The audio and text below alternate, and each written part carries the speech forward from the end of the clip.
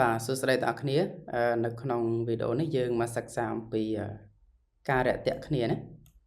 អូខេទាំងអស់គ្នាមកមើលខាងក្រោមយើងមានតួអង្គពីរនៅក្នុងការសន្ទនាខ្លីនេះគឺយើងមាន Jane ហើយនិង Sam ណាតើទាំងអស់គ្នាមកមើលការសន្ទនាខ្លីរបស់ពួកគាត់មកបាទទី1នេះគឺ Jane បាទ Jane គាត់ថា Hello បាទ My name's Jane អូខេគាត់ណែនាំខ្លួនទៅកាន់ភាគីម្ខាងទៀតណា Hello my name's Jane បាទសួស្តីឈ្មោះរបស់ខ្ញុំគឺ Jane តើអ្នកគ្នាមើល Sam គាត់ថាម៉េចគឺ Hello បាទ I'm Sam បាទសួស្តីខ្ញុំ Sam អូខេតើអ្នកគ្នាបន្តមើលការសន្ទនារបស់ពួកគាត់ទៀតមកបាទ Jane គាត់ថា Nice to meet you ណា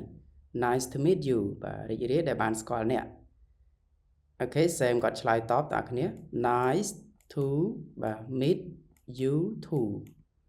Nice to meet you too បាទរីករាយដែលបានស្គាល់អ្នកដូចគ្នាដែរអូខេបងប្អូនគ្នា